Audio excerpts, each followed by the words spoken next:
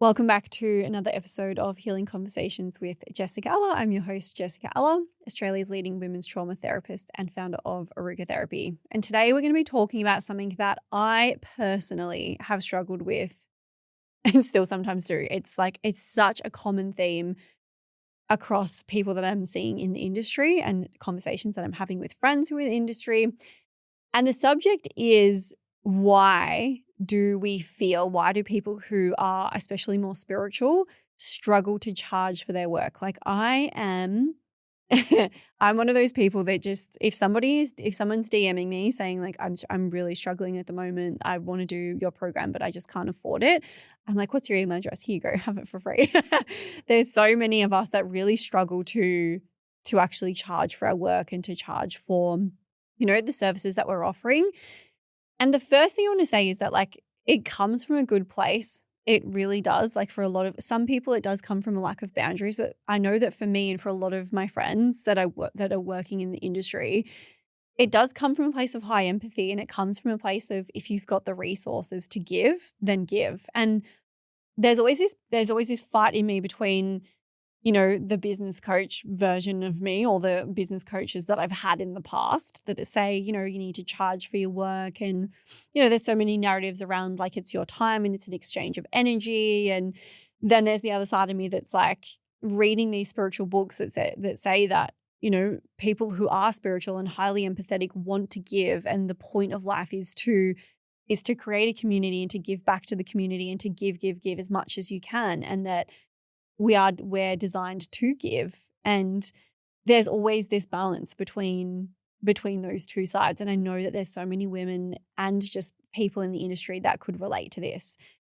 And so for me, it's come with a few different narrative shifts that I've had to work on in my own subconscious, which is reframing good and bad giving, because I think that there is a difference between giving from a place of I want to give to this person and I want to give back and I want to help, and giving from a place of I should give.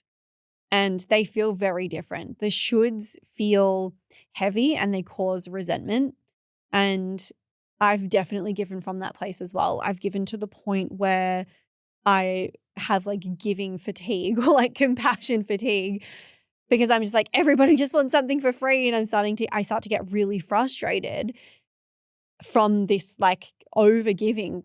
And there is that balance, especially if you've come from a trauma background, of over giving and sacrificing your own needs.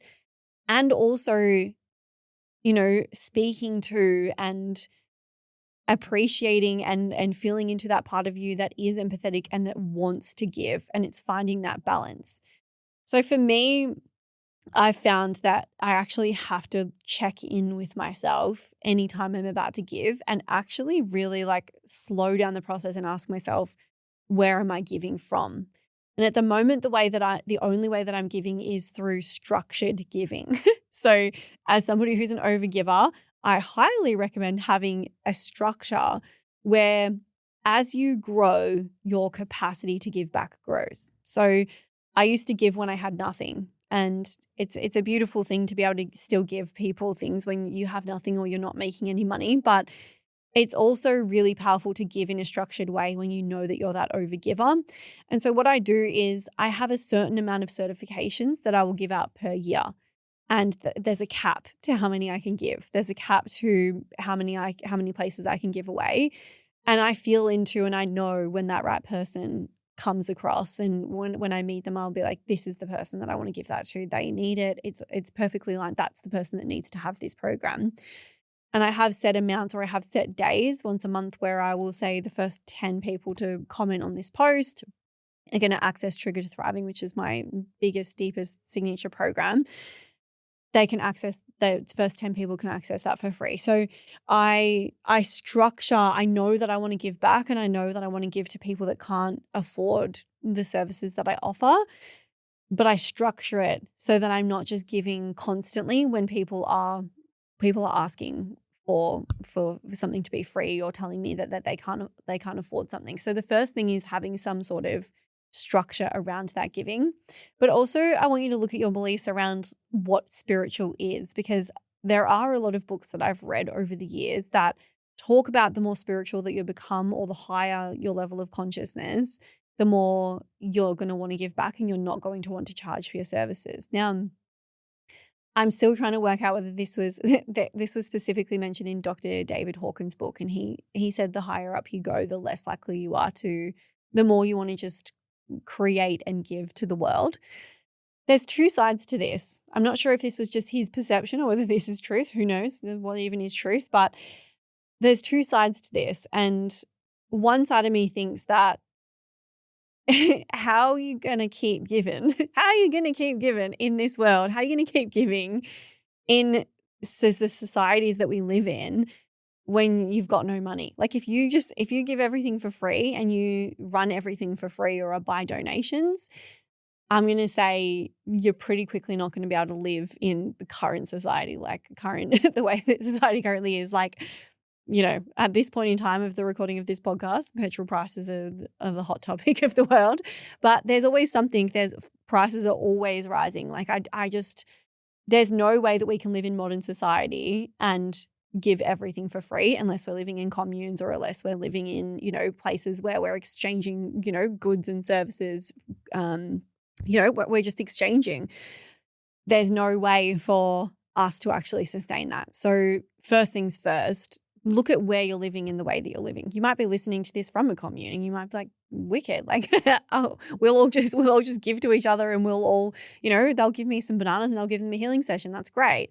But if you're wanting to live in a house or you're wanting to own a house or rent a house or you're living in a city or you're living somewhere where you've got to drive a car and you've got to, expenses, you need to be able to be paid for your services. So you need to have a structure where you're making the money that you want to make to live the way that you want to live. And by doing that, you have the capacity to give more. And the way that I've reframed this for myself is that the more I earn, the more I have to give. And it's true. The more successful I become, the more generous I am, because I generally have, or I've always genuinely had a generous nature. I've always given when I've had nothing. So there's this idea that when we get more, we might become greedy. And there's this like fear. And this is where, the spiritual side comes into play. We're afraid that we're going to become really greedy.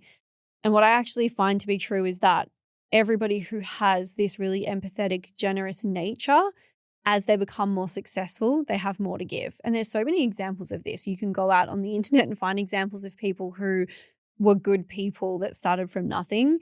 And the more money that they make, the more that they give back and the bigger goals that they set. Tony Robbins is a great example of somebody who wanted to feed 100 people and then 1,000 people and then 1,000,000 people. And now it's become millions. Like the more generous, the more that you earn and the more successful you become, the more generous you can be.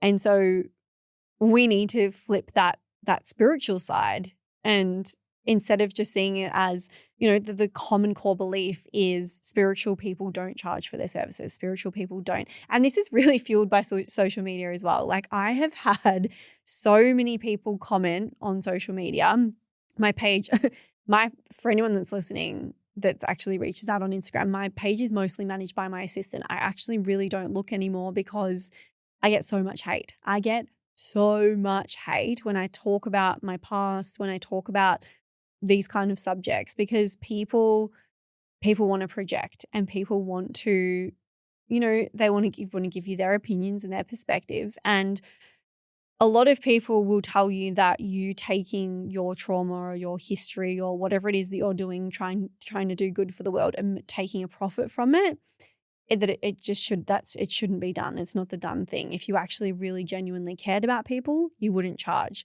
That's a belief and that's not true. You can care about people and charge for your services. Like those two things can coexist. You can genuinely deeply care about getting results for your clients, about them changing their lives and healing their trauma and shifting, moving through everything that they've been stuck with.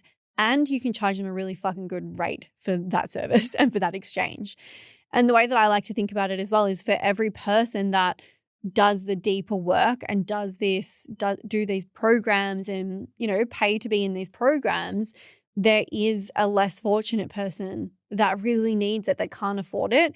But because we're working with people that can afford it, we have the ability to offer other programs and other services and a free podcast and things like that to people who actually really need that work. And this was where, for me, like, the more that I was able to invest in staff, for instance, my staff were then able to do tasks, which freed me up time to run programs for free for people that couldn't afford it. So I wasn't able to put on staff until I was actually, charging a decent rate and holding that rate and not just going, oh, I'll give you a discount. I'll just give you 50% off. I'll just give it, and just discounting everybody and giving it all away for free. That was actually serving nobody, because I wasn't able to grow my business to a point where I could, in a structured way, give to a wider audience. There's no way I'd be able to afford to have a podcast for free and to put so much time and effort into my content and my free programs if I hadn't built the business up to the point where I have. So if you're stuck at this, like, spiritual people don't charge, these are the sort of things that you need to think about. That version of you that you're going to become is going to be even more generous. The other thing that really comes into play here is our beliefs about money, and our beliefs about money and what money means. And this kind of plays into what I was speaking before about this fear of becoming greedy. If we believe that money changes people, and that, I know that for me, I had some really strong beliefs around, my dad used to say that anybody who was rich was a sociopath. He said that there's no way to make good money without being a sociopath, without stepping on people, without hurting people, without harming people. The only people that make money have harmed other people to get there, and they've had to step on people to get there. And for me, this was the biggest block for so many years, because I was like, I don't want to harm anybody. I don't want to hurt anybody. I don't want to, I don't want to be a sociopath. So I'm not gonna earn any money. Like, I'm just gonna stay at this level and give away things for free and, like, charge not much for my services. So the beliefs that you have, most likely coming from your parents, about people with money and what you observe about people with money, it's going to really play into your beliefs about what's possible for you. And spiritual people shouldn't charge.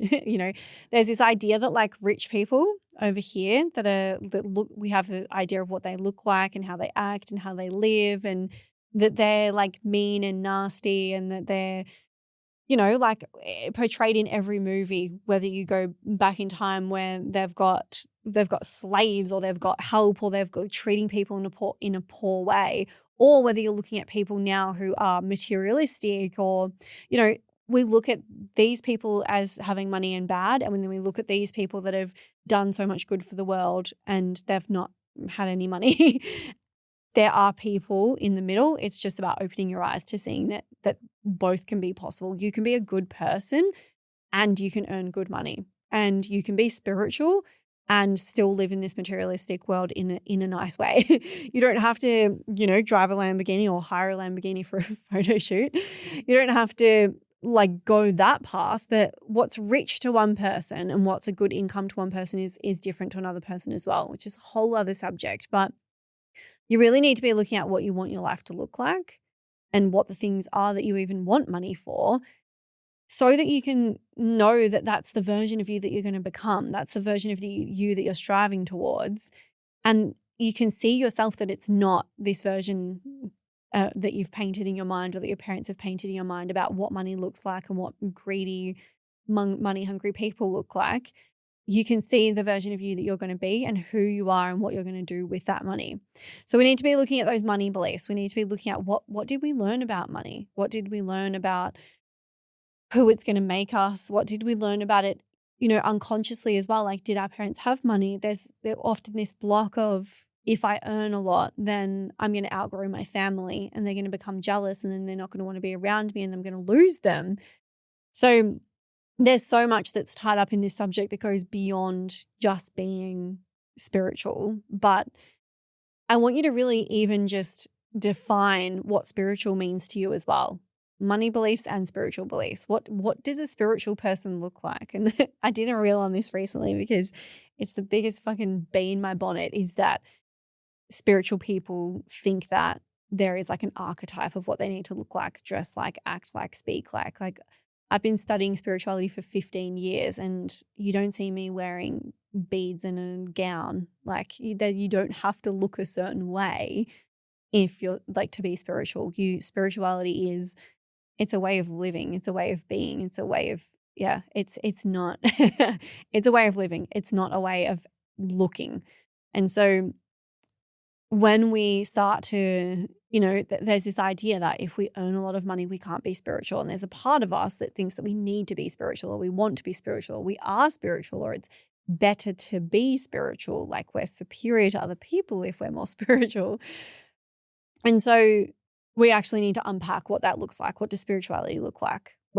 How does a spiritual person act? How do they live their lives? And a lot of people do get caught in that trap that more spiritual people have to live a certain way. They have to look a certain way, live a certain way, live a certain lifestyle, surround themselves with certain people. But actually, some of the most spiritual people that I've met are people that, Ram Dass speaks about this all the time. He would go out and meditate and he'd get so high and he would be feeling incredible and he'd be connected to universe, creator, God, whatever you want to call it.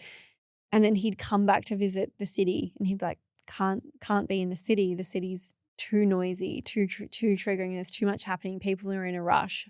Can't go home because my family triggers me too much. And they're not spiritual enough and they're not spiritual enough and no one here is spiritual and everyone's got their eyes closed. And it's this spiritual superiority of like looking down on everyone else, like, oh, all these people just living in the rat race and all these people. The most spiritual thing that you can do is love everybody and be a part of that without judging everybody and without making yourself superior to everybody by dressing differently, acting differently, telling people that they should be vegan and they should be eating this and they should That's not spiritual. Spiritual is loving and accepting everybody and it's living in a harmonious way. And so there is a way for you to run a business in the healing industry, in the therapy industry, in the healing industry where you're helping people and you're helping people, but you're also earning a good income where you can live the life that you want to live. And that doesn't make you less spiritual and it doesn't make you greedy and it doesn't make you a bad person.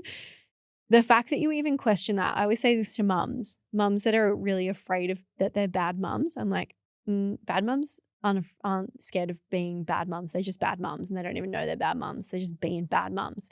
The fact that you're so afraid of being a bad mum tells me you're a good mum because you're worried about it. It's kind of the same thing.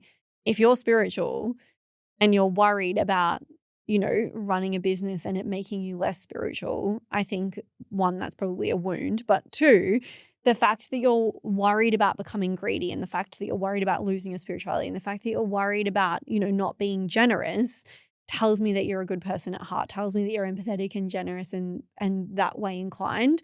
That's a great foundation.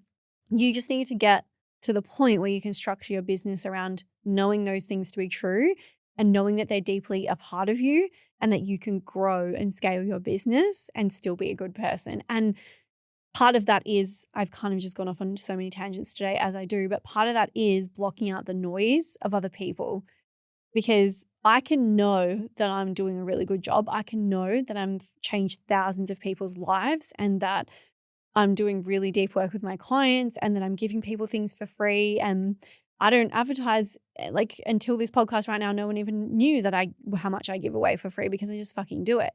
But you need to know that deeply in yourself before you enter the online world, because social media, it's a jungle out there. And I think this is why people don't show up on social media, which is going to be one of my other podcast episodes, but it really is a jungle out there. And you need to know who you are and be grounded in knowing I am empathetic and I am giving and I am generous and I am kind. And once you know that, you can share so much more confidently online. And when people say things to you, because I have people say to me, you're capitalizing on your trauma. You're probably, as people say to me, like, oh, you're probably exaggerating your trauma to make it sound bigger so that it's clickbait, so that you can sell people into your programs. And if you were actually really cared about people, you wouldn't charge. If you really did have the magical solution and you were a spiritual person that cared about people, you would share this work with the world for free. And Aaruka is like the perfect example of that. I've come up with a method after 15 years of research that is more powerful than anything else I've ever personally tried and any of my clients have ever tried. And it is spreading rapidly, but it is also, there's a fee involved. There's some people that, are training that can do sessions for free. And there's a program that, again, as a result of me growing my business, I've now created a program where my students who are finishing their studies, when they're looking to do practice sessions, I have a database of people who have come to me and said, I'd love to try your therapy. I know it would be life-changing, but I can't afford it. I created a program where it buddies them up with finishing therapists so that real life people who actually need real life trauma therapy are being synced up with therapists who need the work. I wouldn't have been able to do that, had the programs to do that, had an assistant to set that up, being able to manage that and the scale of that if I hadn't have grown my business to where it is now. So you can kind of see where I'm going with there's actually so much more that we can give when we're that biggest version of ourselves, when we're taking up space, when we're claiming what we want and we're stepping into that version of ourselves. We are more generous. And we also know and have that conviction of knowing when people comment those things on social media, you shouldn't charge and you shouldn't, capitalize on this. And if you were really a good person, you would give this all away for free. It doesn't serve anybody. I've done a lot of work for free and I've had a lot of people that didn't show up to their sessions. And this is another perspective shift for those of you who, I'm sure you've experienced it. I've had so many times where I went down to the local community center and I was like, all right, I want to 1 day a week donate my time and do free therapy using the Aaruka method for these people that are on Centrelink that could just never be able to afford this kind of therapy. And I am not exaggerating when I say 90% of them either showed up and wouldn't do it the way that it was supposed to be done. They didn't understand what was happening, or they would cancel. They would just be a complete no-show. And this is what happens is sometimes when you give things away for free, there's no value involved. When people invest in something, they're investing in themselves. They're investing their time, their money, and they're like, all right, I paid $300 for this. I'm here. I'm going to give it my all because I want to get my $300 worth. It's a mentality that people actually do come in with, and they heal because they're putting effort into it. They're giving it their all because they've invested something in it. A lot of the time when we're just given something for free, how many times have you been given a free program or downloaded a free training and not done it because it was free? So you didn't lose anything by not doing it. You're like, oh yeah, that just went into the pile. Sometimes the most spiritual thing that you can do is charge somebody, and there's an energetic exchange that happens when you charge them so that they show up and they actually put in the work and they open their mind and they're in it. They're ready to go. Now, obviously, like I said, there's people that are so ready and they so want to, but they literally cannot find that money. This is where once you're building your practice to the point where you're earning a good income, you can have programs and offerings for those people that can't do that for free. So the point here, wrapping this episode up, is that the more generous, the more that you grow your business and the more that you structure it and the more that you work on these beliefs yourself, the more generous that you can become. It's not, rich and evil or spiritual and good. There is an in-between, and there is a version of you that exists that can be a good person and want the best for people and want people to heal and live a good life and live the exact life that you want and have money to do the things that you want. So if you haven't already, please subscribe, comment on this podcast episode if you loved it. All support helps. This podcast is free. It's one of the offerings that I have for therapists, coaches, healers who want to learn more, who want to, deeper knowledge, deeper tools, deeper understanding. It's here for free for those of you, but it really helps me out when you comment, subscribe, like. So I'll see you in the next episode.